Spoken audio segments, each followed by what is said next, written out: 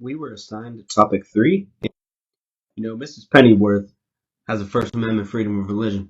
She can believe whatever religion she wants, as long as she's not forcing it upon her students. Like it says on the slide, Mrs. Pennyworth never speaks about her faith in the classroom or while she's at school. So her just wearing this bracelet, she's fine. She can do that. She can believe whatever religion she wants, as long as she's not promoting it. If teachers can't wear bracelet, if she can't wear that bracelet, then the public school teachers that you see wearing a cross, then they can't wear those either. She has the First Amendment freedom of speech, and which particularly the freedom of expression.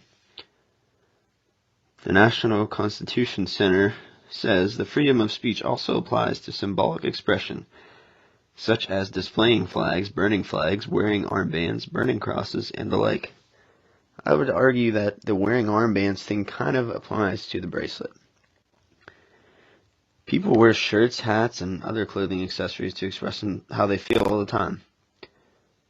For example, if somebody wore a shirt that says God doesn't exist, that doesn't compel me to be an atheist. Just like her wearing the bracelet doesn't compel me to be a Muslim. She has the right to express her belief through the First Amendment. The next aspect of our argument is the biblical argument, and Psalm 46:10 says, "Be still and know that I am God." In order to be still, we must first be silent. And then the author of Psalm 141, verse 3 writes, "Set a guard, O Lord, over my mouth. Keep watch over the door of my lips." The author of this psalm recognized the significance of our words and that there is times where we must be silent. And Mrs. Pennyworth, I believe, also recognized that there was times to refrain from speaking as to not influence or persuade others in a setting that it's not okay to do so. Another scripture along those lines is Proverbs 17, verse 28, where it says, "Even a fool who keeps silent is considered wise. When he closes his lips, he is deemed intelligent." And I believe, based off of this verse, that Mrs. Pennyworth would be deemed wise in the context of what it requires in biblical light, because she recognized that it was an inappropriate setting and place and time to speak about her faith, and so she refrained from doing so. And as you'll see in this next scripture that I read, she actually was following an example from Jesus. And Isaiah, the prophet, writes many years before Jesus comes about an experience that Jesus will have, which we know happens. And he writes in Isaiah 53, verse 7, that he was oppressed, being Jesus, and he was afflicted, yet he opened not his mouth, like a lamb that is led to the slaughter, and like a sheep that before its shearers is silent, so he opened not his mouth. And Isaiah is reiterating this idea of recognizing that there's a time to speak and a time to refrain from doing so. And Jesus recognized the significance of speaking and the significance of not speaking. And Mrs. Pennyworth, in the context of the Bible, would actually be deemed as a wise woman, as someone who is using discernment, and as someone who possesses knowledge. And so there is not enough biblical context to affirm the ruling. Rather, there is biblical context to not affirm what was ruled. The freedom of religion can be also supported by philosophers like Gordon Spikeman and John Locke, who would likely be against the school having the right to ban Mrs. Pennyworth's freedom to wear her bracelet. Gordon Spikeman, a Reformational theologist who studies Christian philosophies based on biblical worldviews, explains in his principled pluralist position that one area of American society where principled pluralism, if followed, would produce substantial change is in public education.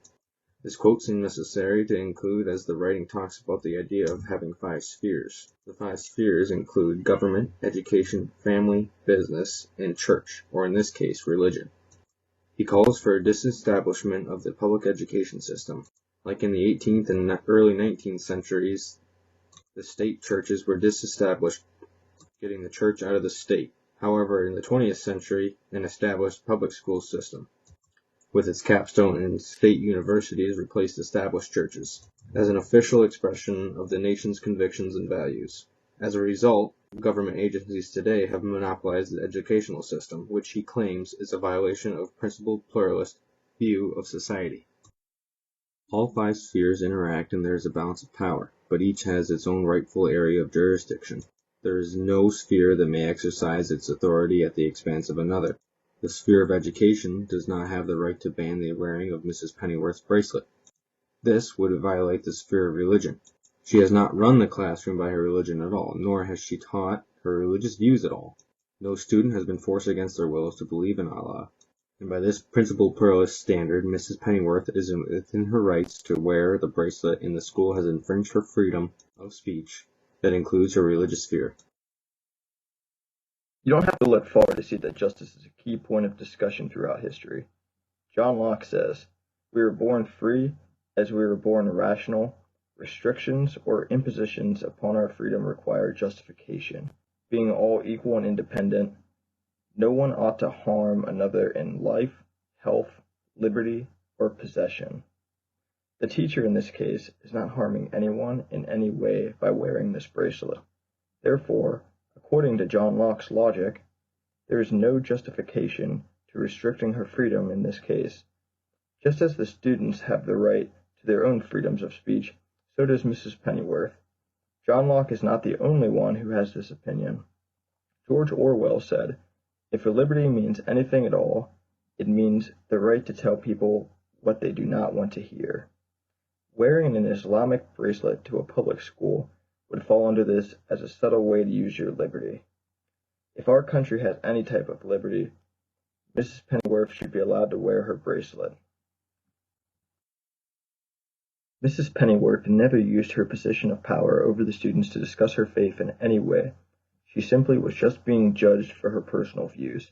John Locke goes on to say, "People naturally want to be free from any superior power." In the case of Mrs. Pennyworth, she is not forcing her faith on anyone and is not impeding the rights of anyone else. When we analyze what philosophers have to say over the years regarding freedom and justice, I believe it's safe to say that they would agree that Mrs. Pennyworth has every right to express her freedom of speech by wearing her bracelet.